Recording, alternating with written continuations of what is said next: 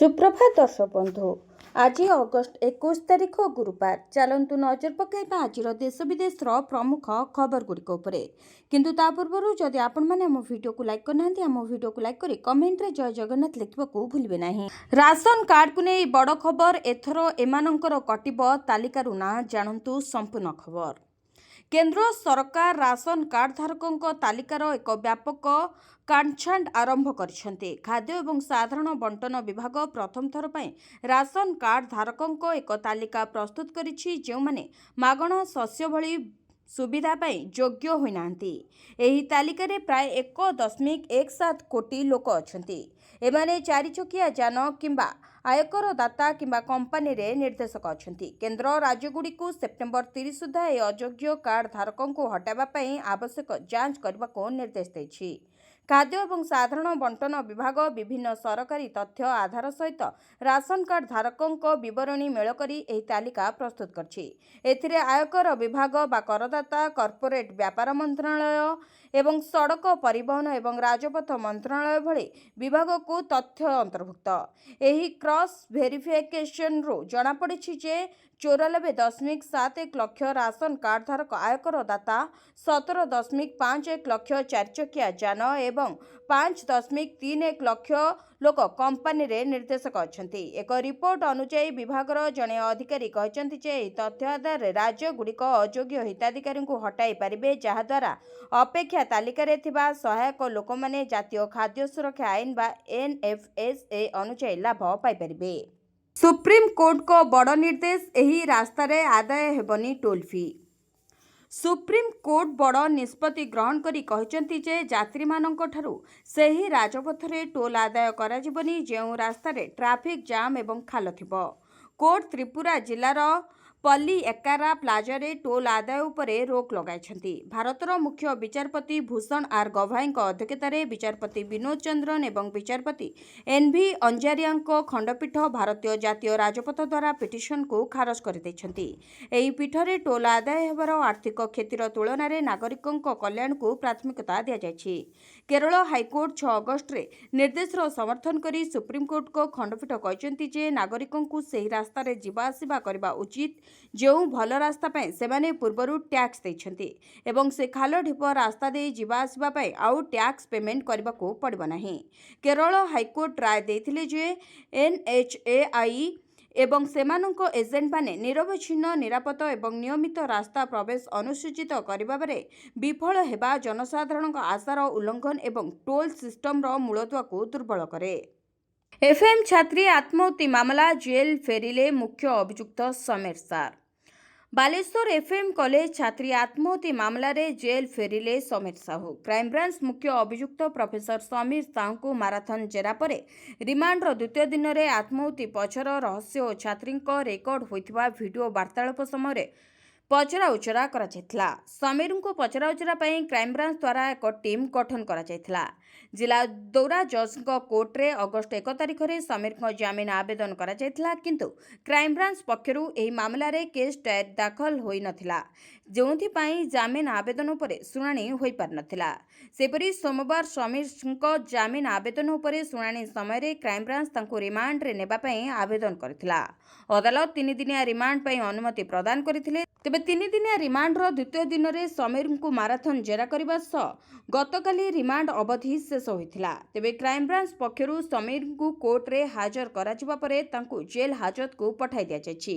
अन्यपटे छात्री आत्महत्या video record होइथिबा mobile और college campus सहित पेट्रोल पंप रे लागिथिबा सीसीटीवी कैमेरा रो footage Rasulgarh forensic science laboratory रे अनुध्यान परे क्राइमब्रांच रो हस्तगत होछि।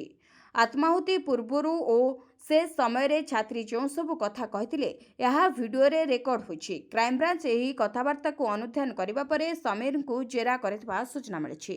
24 तारिख जाए राज्य रे प्रबल वर्षा संभावना। एही सबु जिला को वार्निंग जारी। ଆଭ୍ୟନ୍ତରୀଣ ଓଡ଼ିଶାରେ ଅବପାତ ସୃଷ୍ଟି ହୋଇଥିବା ବେଳେ ଆସନ୍ତା 24 ତାରିଖ ପର୍ଯ୍ୟନ୍ତ ରାଜ୍ୟରେ ପ୍ରବଳ ବର୍ଷାର ସମ୍ଭାବନା ରହିଛି। ପ୍ରବଳ ବର୍ଷା ନେଇ 11 ଜିଲ୍ଲାକୁ ୟେଲୋ ୱାର୍ଣ୍ଣିଂ ଜାରି କରିଛି ପାଣିପାଗ ବିଭାଗ। ତେବେ ବାଲେଶ୍ୱର, ଭଦ୍ରକ, ଯାଜପୁର, କେନ୍ଦ୍ରାପଡ଼ା, କଟକ, ଜଗତସିଂହପୁର, ପୁରୀ, ଖୋର୍ଦ୍ଧା, ନୟାଗଡ଼, କେନ୍ଦୁଝର, ମୟୂରଭଞ୍ଜ ଜିଲ୍ଲାକୁ ୱାର୍ଣ୍ଣିଂ ଜାରି କରାଯାଇଛି। ସେହିପରି ମତ୍ସ୍ୟଜୀବୀମାନଙ୍କୁ ସମୁଦ୍ରକୁ ଯିବାକୁ ବାରଣ କରାଯାଇଛି। ଉତ୍ତର ବଙ୍ଗୋପସାଗରରେ ସୃଷ୍ଟି ହେବ ଆଉ ଏକ ଲଘୁଚାପ। ଏହାର ପ୍ରଭାବରେ ସାରା ରାଜ୍ୟରେ ବର୍ଷା ହେବାର ସମ୍ଭାବନା ରହିଛି। ବିଶେଷ କରି ରାଜ୍ୟରେ 23ରୁ 25 ତାରିଖ ଯାଏ ପ୍ରବଳ ବର୍ଷା ହେବାର ସମ୍ଭାବନା ଅଛି। 24 ତାରିଖ ବେଳକୁ ଗୋଟିଏ ଲଘୁଚାପ ସୃଷ୍ଟି ହେବ ଏବଂ ପରେ 27 ତାରିଖ ବେଳକୁ ଆଉ ଏକ ଲଘୁଚାପ କ୍ଷେତ୍ର ସୃଷ୍ଟି ହେବାର ଆଶଙ୍କା କରାଯାଉଛି। ତେଣୁ ଅଗଷ୍ଟ ଶେଷ ସୁଦ୍ଧା ମୌସୁମୀ ସକ୍ରିୟ ବର୍ଷା ମଧ୍ୟ ଭଲ ହେବା ନେଇ କହିଛନ୍ତି ଆଇଏମ୍ଡି ନିର୍ଦ୍ଦେଶକ ମୃତ୍ୟୁଞ୍ଜୟ ମହାପାତ୍ର। କେନ୍ଦ୍ର ସରକାରଙ୍କୁ 5ଟି ଦାବି ଗୃହମନ୍ତ୍ରୀଙ୍କୁ ଭେଟି ରାଜ୍ୟ ସମ୍ପର୍କରେ ଦାବି କଲେ ରାଜସ୍ୱ ମନ୍ତ୍ରୀ। ବିପର୍ଯ୍ୟୟ ପରିଚାଳନା ନେଇ କେନ୍ଦ୍ର ଗୃହମନ୍ତ୍ରୀଙ୍କୁ ଭେଟି ରାଜ୍ୟ ସମ୍ପର୍କରେ ଦାବି କଲେ ରାଜସ୍ୱ ମନ୍ତ୍ରୀ ସୁରେଶ ପୂଜାରୀ। କେନ୍ଦ୍ର ଗୃହମନ୍ତ୍ରୀ ଅମିତ ଶାହାଙ୍କୁ ଭେଟି ରାଜ୍ୟ ପାଇଁ 5ଟି ଦାବି ଜଣାଇଲେ ସୁରେଶ ପୂଜାରୀ। ଏନେଇ ନିଜ ସୋସିଆଲ ମିଡିଆରେ ପୋଷ୍ଟ କରି ସୂଚନା ପ୍ରଦାନ କରିଛନ୍ତି ରାଜସ୍ୱ ମନ୍ତ୍ରୀ। ରାଜ୍ୟରେ 500ଟି ବାତ୍ୟା ଆଶ୍ରୟସ୍ଥଳୀ ପାଇଁ 2000 କୋଟି ଟଙ୍କା ସହାୟତା ରାଶି ଦେବାକୁ ଜଣାଇଲେ ଦାବି। ସେପରି ବିପର୍ଯ୍ୟୟ ନିରୋଧୀ ବିଦ୍ୟୁତ୍ ଭିତ୍ତିଭୂମି ବିକାଶ ପାଇଁ 8363 କୋଟି ଟଙ୍କାର ଦାବି କରିଛନ୍ତି। ଏହା ସହିତ ବିପର୍ଯ୍ୟୟ ମୁକାବିଲା ପାଇଁ ଆଗୁଆ ସତର୍କ ସୂଚନା ବ୍ୟବସ୍ଥାର ଆଧୁନିକରଣ ପାଇଁ 200 କୋଟି ଟଙ୍କାର ସହାୟତା ମାଗିଛନ୍ତି ରାଜସ୍ୱ ମନ୍ତ୍ରୀ। ସମୁଦ୍ର କୂଳ ଖାଉଥିବା ଅଞ୍ଚଳର ସୁରକ୍ଷା ପାଇଁ ମଧ୍ୟ କେନ୍ଦ୍ର ସରକାରଙ୍କ ଯୋଜନାରେ ଅନୁଦାନ ଏବଂ ଜାତୀୟ ଅନ୍ତର୍ଜାତୀୟ ସହଯୋଗ ଲୋଡ଼ିଲେ ରାଜସ୍ୱ ମନ୍ତ୍ରୀ ସୁରେଶ ପୂଜାରୀ। ପ୍ରତି ପଞ୍ଚାୟତରେ ନିଯୁକ୍ତ ହେବେ ପାରା ଲିଗାଲ ସ୍ୱେଚ୍ଛାସେବୀ। ମହିଳା ଓ ଶିଶୁ ସୁରକ୍ଷା ନେଇ ସରକାରଙ୍କ ବଡ଼ ପଦକ୍ଷେପ। ମହିଳା ଏବଂ ଶିଶୁ ସୁରକ୍ଷାକୁ ନେଇ ସରକାରଙ୍କର ବଡ଼ ପଦକ୍ଷେପ। ପ୍ରତି ପଞ୍ଚାୟତରେ ନିଯୁକ୍ତ ହେବେ ପାରା ଲିଗାଲ ଭଲ୍ୟୁଣ୍ଟର। କୌଣସି ମହିଳା ବିରୋଧୀ ଅପରାଧ ହେଲେ ପୀଡ଼ିତାଙ୍କୁ ତ୍ୱରିତ ନ୍ୟାୟ ଦେବାରେ ସାହାଯ୍ୟ କରିବେ ଏହି ପାରା ଲିଗାଲ ଭଲ୍ୟୁଣ୍ଟର। ଏନେଇ ମହିଳା ଓ ଶିଶୁ ବିକାଶ ବିଭାଗ ସହ ଆଇନ ବିଭାଗ ବୈଠକ ହୋଇଛି। ତେବେ ଉପମୁଖ୍ୟମନ୍ତ୍ରୀ ପ୍ରଭାତୀ ପରିଡ଼ାଙ୍କ ଅଧ୍ୟକ୍ଷତାରେ ବସିଥିବା ବୈଠକରେ ଏନେଇ ଆଲୋଚନା ହୋଇଥିଲା। ବୈଠକରେ ଆଇନ ମନ୍ତ୍ରୀ, ଲିଗାଲ ସର୍ଭିସ ଅଥରିଟିର ଅଧିକାରୀ ଉପସ୍ଥିତ ଥିଲେ। ଗାଁରେ ରହୁଥିବା ସାଧାରଣ ପରିବାର ଏବଂ ଜନଜାତି ପରିବାରଙ୍କୁ ନ୍ୟାୟିକ ଅଧିକାର ଦେବାକୁ ସରକାର ଗୁରୁତ୍ୱ ଦେଉଛନ୍ତି। ଏହି ଅଧିକାର ବାବଦରେ ସାଧାରଣ ମହିଳାଙ୍କୁ ସଚେତନ କରାଇବେ ସରକାର।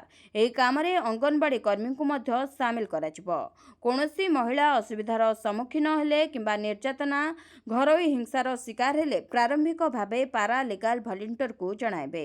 ନ୍ୟାୟିକ ଦିଗ ନେଇ ଭଲ୍ୟୁଣ୍ଟର ତାଙ୍କୁ ସାହାଯ୍ୟ କରିବେ। ସମସ୍ୟାକୁ ଥାନା ଏବଂ କୋର୍ଟ ପର୍ଯ୍ୟନ୍ତ ପହଞ୍ଚାଇବେ। ଆଗାମୀ ଦିନରେ ଏହି କାର୍ଯ୍ୟକ୍ରମରେ ପଞ୍ଚାୟତ ରାଜ ଏବଂ SSC/ST ବିଭାଗକୁ ଯୋଡ଼ାଯିବ। ନବୀନଙ୍କ ସହ କଥା ହେଲେ ମୋଦି, କହିଲେ ବିଶ୍ରାମ ନିଅନ୍ତୁ, ଦିଲ୍ଲୀ ଆସିଲେ ଦେଖାହେବେ। ନବୀନଙ୍କ ସହ କଥା ହେଲେ ପ୍ରଧାନମନ୍ତ୍ରୀ। ସ୍ୱାସ୍ଥ୍ୟାବସ୍ଥା ପଚାରି ବୁଝିବା ସହ ଶୀଘ୍ର ଆରୋଗ୍ୟ କାମନା କରିଛନ୍ତି ନରେନ୍ଦ୍ର ମୋଦି। ବିଶ୍ରାମ ନେବାକୁ ପରାମର୍ଶ ଦେବା ସହ ଦିଲ୍ଲୀ ଆସିଲେ ଦେଖାହେବ ବୋଲି କହିଲେ ପ୍ରଧାନମନ୍ତ୍ରୀ। ନବୀନଙ୍କ ସ୍ୱାସ୍ଥ୍ୟାବସ୍ଥାକୁ ନେଇ ଏବେ ଚାରିଆଡ଼େ ଚର୍ଚ୍ଚା। ମୁମ୍ବାଇରୁ ଫେରିବା ପରେ ପୁଣି ଥରେ ନବୀନ ଅସୁସ୍ଥ ହୋଇପଡ଼ିଥିଲେ। ଡିହାଇଡ୍ରେସନ୍ କାରଣରୁ କିଛି ଦିନ ତଳେ ନବୀନ ଏକ ଘରୋଇ ହସ୍ପିଟାଲରେ ଭର୍ତ୍ତି ହୋଇଥିଲେ। ଚିକିତ୍ସା ପରେ ନବୀନଙ୍କ ସ୍ୱାସ୍ଥ୍ୟାବସ୍ଥା ସ୍ଥିର ଅଛି। ତେବେ ସୁସ୍ଥ ହେବା ପରେ ତାଙ୍କୁ ହସ୍ପିଟାଲରୁ ଡିସଚାର୍ଜ କରାଯାଇଛି। ନବୀନଙ୍କ ସ୍ୱାସ୍ଥ୍ୟାବସ୍ଥା କେମିତି ଅଛି ଜାଣିବା ପାଇଁ ହସ୍ପିଟାଲରେ ଭିଡ଼ ଜମିଥିଲା। ସବୁ ଦଳର ନେତା ହସ୍ପିଟାଲରେ ପହଞ୍ଚି ସ୍ୱାସ୍ଥ୍ୟାବସ୍ଥା ପଚାରି ବୁଝିଥିଲେ। ସ୍ୱାସ୍ଥ୍ୟମନ୍ତ୍ରୀଙ୍କ ସମେତ ଶାସକ ଦଳର ବହୁ ନେତା ହସ୍ପିଟାଲରେ ପହଞ୍ଚି ନବୀନଙ୍କ ସ୍ୱାସ୍ଥ୍ୟାବସ୍ଥା ବୁଝିଥିଲେ। ପରବର୍ତ୍ତୀ ସମୟରେ ହସ୍ପିଟାଲ ବେଡ୍ରେ ନବୀନ ଚିକିତ୍ସିତ ହେଉଥିବାର ଏକ ଭିଡିଓ ସାମ୍ନାକୁ ଆସିଥିଲା, ଯେଉଁଥିରେ ନବୀନ ଡାକ୍ତରଙ୍କ ସହ କଥା ହେଉଥିବା ଦେଖିବାକୁ ମିଳିଥିଲା। ଅନଲାଇନ ଗେମ୍ରେ ଲାଗିବ ଅଙ୍କୁଶ। ଲୋକସଭାରେ ଅନଲାଇନ ଗେମିଂ ବିଲ୍ 2025 ଆଗତ କଲେ ଅଶ୍ୱିନୀ ବୈଷ୍ଣବ। ଅନଲାଇନ ଗେମ୍ରେ ଅଙ୍କୁଶ ଲଗାଇବା ପାଇଁ କେନ୍ଦ୍ର ସରକାରଙ୍କ ଯୋଜନା। ଲୋକସଭାରେ ଆଗତ ହେଲା ଅନଲାଇନ ଗେମିଂ ବିଲ୍ 2025। କେନ୍ଦ୍ରମନ୍ତ୍ରୀ ଅଶ୍ୱିନୀ ବୈଷ୍ଣବ ଲୋକସଭାରେ ବିଲ୍ ଆଗତ କରିଥିଲେ। ଅନଲାଇନ ଗେମିଂ ବିଲ୍ ଆଇନରେ ପରିଣତ ହେଲେ ପ୍ରତ୍ୟେକ ଅନଲାଇନ ଗେମ୍କୁ ପରିଚାଳିତ କରିବେ କେନ୍ଦ୍ର ସରକାର। ତେବେ କେନ୍ଦ୍ର କ୍ୟାବିନେଟ୍ ଏହି ବିଲ୍କୁ ମଞ୍ଜୁରୀ ଦେଇଛନ୍ତି। ଏଥିରେ ଅନଲାଇନ ମନି ଗେମିଂ ବିଜ୍ଞାପନ ଖେଳିବା ପାଇଁ ପ୍ରବର୍ତ୍ତାଇଲେ ଜରିମାନା ସହ 3 ବର୍ଷ ଜେଲ୍ ଦଣ୍ଡାଦେଶ କରିବାକୁ ପ୍ରାବଧାନ ରହିଛି। ବିଗତ ଦିନରେ ଦେଖିବାକୁ ମିଳିଛି ଅନଲାଇନ ଗେମ୍ରେ ପଡ଼ି ଯୁବପିଢ଼ି ଭୁଲ ବାଟରେ ଯାଉଛନ୍ତି। ଏପରିକି ଅନଲାଇନ ଗେମ୍ ଖେଳି ଲକ୍ଷ ଲକ୍ଷ ଟଙ୍କା ହରାଇଥିବା ଘଟଣା ମଧ୍ୟ ସାମ୍ନାକୁ ଆସୁଛି। ଆଉ ଏବେ ଏହି ବିଲ୍ ପାସ୍ ହେଲେ ଅନଲାଇନ ଗେମ୍ କବଳରୁ ଛୋଟ ପିଲାଙ୍କୁ ବଞ୍ଚାଇ ଯାଇପାରିବ। କ୍ରୁଜ୍ରେ ବୁଲିବେ ପର୍ଯ୍ୟଟକ। ଓଡ଼ିଶାର 4ଟି ପର୍ଯ୍ୟଟନ ସ୍ଥଳରେ କ୍ରୁଜ୍ ସେବା ବ୍ୟବସ୍ଥା। କ୍ରୁଜ୍ରେ ବୁଲିବେ ପର୍ଯ୍ୟଟକ। ଓଡ଼ିଶାରେ 4ଟି ପର୍ଯ୍ୟଟନ ସ୍ଥଳରେ କ୍ରୁଜ୍ ଜାହାଜ ଆଧାରିତ ପର୍ଯ୍ୟଟକଙ୍କୁ ପ୍ରୋତ୍ସାହନ ଦେବା ପାଇଁ କେନ୍ଦ୍ର ସରକାରଙ୍କ ବଡ଼ ଯୋଜନା। ଭିତରକନିକା, ଜଙ୍ଗଲ, ଜୋବ୍ରା, ଲଳିତଗିରି, ଉଦୟଗିରି, ରତ୍ନଗିରି ଏବଂ ବାଲେଶ୍ୱର ହିଡେନ୍ ବିଚ୍ରେ ଏହି ସୁବିଧା ମିଳିଛି। ଏହି 4ଟି ପର୍ଯ୍ୟଟନ ସ୍ଥଳୀରେ ହେବ ରିଭର କ୍ରୁଜ୍ ସର୍ଭିସ୍। କେନ୍ଦ୍ର ସରକାରଙ୍କ କ୍ରୁଜ୍ ଭାରତ ମିଶନ ଯୋଜନାରେ ଏଗୁଡ଼ିକ ବିକଶିତ କରାଯିବ। ଏନେଇ ରାଜ୍ୟସଭାରେ ପ୍ରଶ୍ନର ଉତ୍ତର ରଖି ଏ ସମ୍ପର୍କରେ ସୂଚନା ଦେଇଛନ୍ତି କେନ୍ଦ୍ର ବନ୍ଦର, ଜାହାଜ ଓ ଜଳପଥ ବିଭାଗ ମନ୍ତ୍ରୀ ସର୍ବାନନ୍ଦ ସୋନୋୱାଲ। ତେବେ ବୈତରଣୀ ନଦୀରେ ଯାଇଥିବା 14 ନମ୍ବର ଜାତୀୟ ଜଳପଥ ଅନ୍ତର୍ଗତ ଭିତରକନିକା, ଜଙ୍ଗଲ, ମହାନଦୀରେ ଯାଇଥିବା 64 ନମ୍ବର ଜାତୀୟ ଜଳପଥ ଅନ୍ତର୍ଗତ ଜୋବ୍ରା, ବିରୁପା, ବଡ଼ି, ଗେଙ୍ଗୁଟି, ବ୍ରାହ୍ମଣୀ ନଦୀରେ ଯାଇଥିବା 22 ନମ୍ବର ଜାତୀୟ ଜଳପଥ ଅନ୍ତର୍ଗତ ଲଳିତଗିରି, ଉଦୟଗିରି, ରତ୍ନଗିରି ଏବଂ ବୁଢ଼ାବଳଙ୍ଗ ନଦୀରେ ଯାଇଥିବା ଜାତୀୟ ଜଳପଥ 23 ଅନ୍ତର୍ଗତ ବାଲେଶ୍ୱର ହିଡେନ୍ ବିଚ୍କୁ ନେଇ 4ଟି ରିଭର କ୍ରୁଜ୍ ସର୍କିଟ୍ ତିଆରି କରିବାକୁ ଯୋଜନା କରିଛନ୍ତି କେନ୍ଦ୍ର ସରକାର। ନୂଆ ବିଲ୍ ଆଣିବେ କେନ୍ଦ୍ର ସରକାର। 30 ଦିନ ଜେଲରେ ରହିଲେ ପଦ ହରାଇବେ ନେତା। ପ୍ରଧାନମନ୍ତ୍ରୀ, ମୁଖ୍ୟମନ୍ତ୍ରୀ, କେନ୍ଦ୍ରମନ୍ତ୍ରୀ ହୁଅନ୍ତୁ ଅବା ଅନ୍ୟ କୌଣସି ବି ନେତା ଯଦି 30 ଦିନରୁ ଅଧିକ ଦିନ ଜେଲରେ ରହିବେ ତାହେଲେ ସେମାନଙ୍କର ଆସନ ଯିବ। ସଙ୍ଗୀନ ଅପରାଧିକ ମାମଲାରେ ଗିରଫ ରାଜନେତାଙ୍କ ବିରୋଧରେ କେନ୍ଦ୍ର ସରକାର ଆଣିବାକୁ ଯାଉଛନ୍ତି ନୂଆ ବିଲ୍। କେନ୍ଦ୍ର ଗୃହମନ୍ତ୍ରୀ ଅମିତ ଶାହା ଲୋକସଭାରେ 3ଟି ବିଲ୍ ଉପସ୍ଥାପନ କରିଥିଲେ। ଏହି ବିଲ୍ରେ ରହିଛି ପ୍ରାବଧାନ ପ୍ରଧାନମନ୍ତ୍ରୀ, ମୁଖ୍ୟମନ୍ତ୍ରୀ, କେନ୍ଦ୍ରମନ୍ତ୍ରୀ ହୁଅନ୍ତୁ ଅବା କୌଣସି ବି ରାଜନେତା ଯଦି ସଙ୍ଗୀନ ଅପରାଧିକ ମାମଲାରେ ଗିରଫ ହୋଇ ଜେଲ୍ ଯାଆନ୍ତି ତାହେଲେ ତାଙ୍କୁ ପଦ ହରାଇବାକୁ ପଡ଼ିବ। ଯଦି ନେତା 30 ଦିନରୁ ଅଧିକ ଦିନ ଜେଲରେ ରୁହନ୍ତି କିମ୍ବା ସେମାନଙ୍କୁ ଅତି କମ୍ରେ 5 ବର୍ଷ ଜେଲ୍ ଦଣ୍ଡ ବିଧାନ ହୁଏ ତାହେଲେ ସେହି ନେତାଙ୍କୁ ତାଙ୍କ ପଦରୁ ବହିଷ୍କାର କରାଯିବ। ଦିଲ୍ଲୀର ପୂର୍ବତନ ମୁଖ୍ୟମନ୍ତ୍ରୀ ଅରବିନ୍ଦ କେଜରିୱାଲ 6 ମାସ ଜେଲରେ ରହିଥିଲେ ବି ନିଜ ପଦରୁ ଇସ୍ତଫା ଦେଇନଥିଲେ। ଅପରେସନ୍ ସିନ୍ଦୁର ଉପରେ ଏନ୍ସିଇଆରଟିର ସ୍ୱତନ୍ତ୍ର ପାଠ୍ୟକ୍ରମ। ସେନାର ପରାକ୍ରମ ବିଷୟରେ ପାଠ ପଢ଼ିବେ ଛାତ୍ରଛାତ୍ରୀ। ଅପରେସନ୍ ସିନ୍ଦୁର ବିଷୟରେ ପାଠ ପଢ଼ିବେ ଛାତ୍ରଛାତ୍ରୀ। ତୃତୀୟ ଶ୍ରେଣୀରୁ ଆରମ୍ଭ କରି ଦ୍ୱାଦଶ ଶ୍ରେଣୀର ଛାତ୍ରଛାତ୍ରୀଙ୍କ ପାଇଁ ଏକ ସ୍ୱତନ୍ତ୍ର ମଡ୍ୟୁଲ ପ୍ରସ୍ତୁତ କରିଛି ଏନ୍ସିଇଆରଟି, ଯାହାଦ୍ୱାରା ପିଲାଏ ଭାରତୀୟ ସେନାର ପରାକ୍ରମ ବିଷୟରେ ପଢ଼ିବା ସହ ପହଲଗାମ ଆତଙ୍କବାଦୀ କାଣ୍ଡ ବିଷୟରେ ଜାଣିପାରିବେ। କିଭଳି ଆତଙ୍କବାଦୀମାନେ ଏହି ନାରକୀୟ କାଣ୍ଡ ଘଟାଇଥିଲେ ଓ ଭାରତୀୟ ସେନା ଏହାର କିଭଳି ଜବାବ ଦେଇଥିଲା ତାହା ଏକ ସ୍ୱତନ୍ତ୍ର ମଡ୍ୟୁଲରେ ଦର୍ଶାଯାଇଛି। ଭାରତୀୟ ଶିକ୍ଷା ଗବେଷଣା ଓ ପ୍ରଶିକ୍ଷଣ ପରିଷଦ ଅପରେସନ୍ ସିନ୍ଦୁର ଉପରେ ଏକ ସ୍ୱତନ୍ତ୍ର ମଡ୍ୟୁଲ ଆରମ୍ଭ କରିଛି। ଏପ୍ରିଲ 2025ରେ ହୋଇଥିବା ପହଲଗାମ ଆତଙ୍କବାଦୀ ଆକ୍ରମଣରେ 26 ଜଣ ସାଧାରଣ ନାଗରିକଙ୍କ ମୃତ୍ୟୁ ଘଟିଥିଲା। ଏହାର ପ୍ରତିଶୋଧ ଜବାବରେ ଭାରତର ସାମରିକ କାର୍ଯ୍ୟାନୁଷ୍ଠାନ ବିଷୟରେ ଏହି ମଡ୍ୟୁଲରେ ବିସ୍ତୃତ ଭାବେ ବର୍ଣ୍ଣନା କରାଯାଇଛି। ଏହାକୁ ତୃତୀୟରୁ ଯୁକ୍ତ 2 ଶ୍ରେଣୀର ଛାତ୍ରଛାତ୍ରୀଙ୍କ ପାଇଁ ପ୍ରସ୍ତୁତ କରାଯାଇଥିବା ଜଣାପଡ଼ିଛି। ଏହି ମଡ୍ୟୁଲର 2ଟି ସଂସ୍କରଣ ଜାରି କରାଯାଇଛି। ପ୍ରାଥମିକ ଓ ମାଧ୍ୟମିକ ସ୍ତରର ଛାତ୍ରଛାତ୍ରୀଙ୍କ ପାଇଁ ଅପରେସନ୍ ସିନ୍ଦୁର ବୀରତ୍ୱର ଗାଥା ଏବଂ ଉଚ୍ଚ ମାଧ୍ୟମିକ ସ୍ତରର ପାଇଁ ଅପରେସନ୍ ସିନ୍ଦୁର ସମ୍ମାନ ଓ ସାହସର ସିମନ ଏଗୁଡ଼ିକୁ ଶ୍ରେଣୀଗୃହରେ ଆଲୋଚନାମୂଳକ ଶିକ୍ଷା ପାଇଁ ଡିଜାଇନ୍ କରାଯାଇଛି। ସର୍ବସମ୍ମୁଖରେ ମୁଖ୍ୟମନ୍ତ୍ରୀଙ୍କୁ ଆକ୍ରମଣ, ହସ୍ପିଟାଲରେ ଭର୍ତ୍ତି ହେଲେ ମୁଖ୍ୟମନ୍ତ୍ରୀ। ମୁଖ୍ୟମନ୍ତ୍ରୀଙ୍କୁ ମାଡ଼। ସର୍ବସମ୍ମୁଖରେ ମୁଖ୍ୟମନ୍ତ୍ରୀଙ୍କୁ ଆକ୍ରମଣ କରିଥିବା ଖବର ବର୍ତ୍ତମାନ ସାମ୍ନାକୁ ଆସୁଛି। ପ୍ରକୃତରେ ଏକ ଜନଶୁଣାଣି ସମୟରେ ଦିଲ୍ଲୀ ମୁଖ୍ୟମନ୍ତ୍ରୀ ରେଖା ଗୁପ୍ତାଙ୍କ ଉପରେ ଆକ୍ରମଣ ହୋଇଥିବା ନଜର ଆସିଛି। ଏହି ଜନଶୁଣାଣି ମୁଖ୍ୟମନ୍ତ୍ରୀଙ୍କ ସିଭିଲ ଲାଇନ୍ସସ୍ଥିତ ସରକାରୀ ବାସଭବନରେ ଅନୁଷ୍ଠିତ ହୋଇଥିଲା। କୁହାଯାଉଛି ଯେ ଜଣେ ବ୍ୟକ୍ତି ସେଠାରେ ପଥର ଭଳି ଏକ ବସ୍ତୁ ନେଇ ଆକ୍ରମଣ କରିବାକୁ ଚେଷ୍ଟା କରିଥିଲେ। ତେବେ ଆକ୍ରମଣ କରିବାକୁ ଚେଷ୍ଟା କରିଥିବା ବ୍ୟକ୍ତିଙ୍କୁ ମୁଖ୍ୟମନ୍ତ୍ରୀଙ୍କ ସୁରକ୍ଷା ଦଳ ଓ ସେଠାରେ ଉପସ୍ଥିତ ଲୋକମାନେ ତୁରନ୍ତ ଅଟକ ରଖିଥିଲେ, କିନ୍ତୁ ଘଟଣାରେ ମୁଖ୍ୟମନ୍ତ୍ରୀଙ୍କୁ ଆଘାତ ଲାଗିଥିବାରୁ ତାଙ୍କୁ ହସ୍ପିଟାଲରେ ଭର୍ତ୍ତି କରାଯାଇଛି। ଏହାପରେ ସୁରକ୍ଷା ବ୍ୟବସ୍ଥାକୁ କଡ଼ାକଡ଼ି କରାଯାଇଛି ଏବଂ ଘଟଣାର ତଦନ୍ତ କରାଯାଉଛି। ତେବେ ଜନଶୁଣାଣି ସମୟରେ ଜଣେ ବ୍ୟକ୍ତି ତାଙ୍କ ଅଭିଯୋଗ ନେଇ ମୁଖ୍ୟମନ୍ତ୍ରୀଙ୍କ ପାଖରେ ପହଞ୍ଚିଥିଲେ, କିନ୍ତୁ ହଠାତ୍ ସେ ମୁଖ୍ୟମନ୍ତ୍ରୀଙ୍କ ଉପରେ ଆକ୍ରମଣ କରିବାକୁ ଚେଷ୍ଟା କରିବା ସହ ତାଙ୍କୁ ଅପମାନଜନକ ଭାଷା ବ୍ୟବହାର କରିଥିଲେ। ଆକ୍ରମଣକାରୀଙ୍କ ବୟସ ପାଖାପାଖି 35 ବର୍ଷ ଏବଂ ସେ ହାତରେ କିଛି କାଗଜପତ୍ର ଧରିଥିବା ନଜର ଆସିଥିଲା। ରାଜ୍ୟ ସରକାରଙ୍କ ବିଭିନ୍ନ ବିଭାଗର ଅଜବ ସ୍ଥିତି। ଖର୍ଚ୍ଚ କରିପାରୁନାହାନ୍ତି ବିଭାଗ, ବାଟବଣା ହେଉଛି ଯୋଜନା। ଏହି ହେଉଛି ଯୋଜନା ଓ ସଂଯୋଜନା ବିଭାଗର ଚିଠି। आर्थिक वर्ष बजेट को 5 मास बीतलानी बजेट बढ़ुची हेले खर्च करिपारु नाहंती विभाग एजाए 7 विभाग खर्च संतोषजनक होइनी। चलित मास 11 रु 13 तारिख जाए उन्नयन कमिशनर अनु गर्ग अध्यक्षतार बजेट खर्च समीक्षा होइथिला। एही समय रे 7 विभाग खर्च नैराश्यजनक थिबा दर्शा जायछि। नगर उन्नयन विभाग, वाणिज्य और परिवहन विभाग, शक्ति विभाग, उच्च शिक्षा, अनुसूचित जाति जनजाति, संख्यालघु और पछुआ वर्ग, ग्राम्य उन्नयन विभाग खर्च निरुत्साहजनक रही। तेबे महिला और शिशु कल्याण विभाग बजेट खर्च उत्साहजनक रहितबा जଣାपड़िछि। सबुठारु बड़ कथा हेउछि मुख्यमंत्री सबु विभाग को खर्च बढ़ाइबाकू निर्देश दैछन्ति। मुख्य शासन सचिव भी सचिव स्तरीय बैठक रे बारंबार तागिद करथिले खर्च करिबाकू। ता सत्वे भी किछि प्रमुख विभाग बजेट टंका एजाए खर्च होई पारि नथिबारु सरकारक योजनार लक्ष्य पूरण होई पार नाही। चांदीपुरु परीक्षा ହେଲା भारतर सबुठारु शक्तिशाली मिसाइल अग्नि 5। बुधवार ओडिशार चांदीपुर स्थित इंटीग्रेटेड स्टेट रेंज अग्नि 5 मध्यम दूरगामी बालास्टिक मिसाइल सफल परीक्षण करिछि। प्रतिरक्षा मंत्रालयर विवृत्ति अनुसार एही परीक्षण रे मिसाइल समस्त कार्यकारी और वैषयिक पारामीटर जांच करा जायछि। एही परीक्षण स्ट्रैटेजिक फोर्सेस कमांडर तत्वावधान रे करा जायथिला। तेबे अग्नि 5 होइछि भारतर प्रतिरक्षा गवेषणा और विकास संगठन द्वारा विकसित एक परमाणु सक्षम बालास्टिक मिसाइल। यह अग्नि श्रेणीर सबुठारु उन्नत मिसाइल एवं भारतर परमाणु प्रतिरोध शक्ति पई एक गुरुत्वपूर्ण संपद अटे। जाजपुर रे एकाठी हेले बीजेडी पूर्वतन पुरुखा नेता नुआ फ्रंट नहीं चर्चा। जाजपुर जिला ओलाशुणी गुंफा पीठरे बिजु जनता दलर पूर्वतन प्रमुख नेता मानकर एक मेली अनुष्ठित हो जायछि। एही मेली रे पुरुखा नेता माने उपस्थित थिले। एही भेट को नहीं राजनैतिक महल रे तीव्र चर्चा आरंभ होइछि। सूचना अनुसार एही मेलीर मुख्य उद्देश्य संपर्क में कौनसी स्पष्ट सूचना एजावत मिल पार नाही। तेबे एक नुआ राजनैतिक फ्रंट गठन नहीं आलोचना हेउथबा चर्चा जोर धरिछि। उपस्थित नेता माने याको व्यक्तिगत भोजी बोली कही एड़ाई देइथबा बेले राजनैतिक क्षेत्र में यह नुआ राजनैतिक गतिविधिर संकेत होई पारे बोली अनुमान करा जाउछि। एही घटना सामाजिक गणमाध्यम रे मध्य नुआ फ्रंट चर्चा आलोचनार विषय होइछि। आगामी दिन में एही मेलीर प्रकृत उद्देश्य स्पष्ट हेबो बोली आशा करा जाउछि।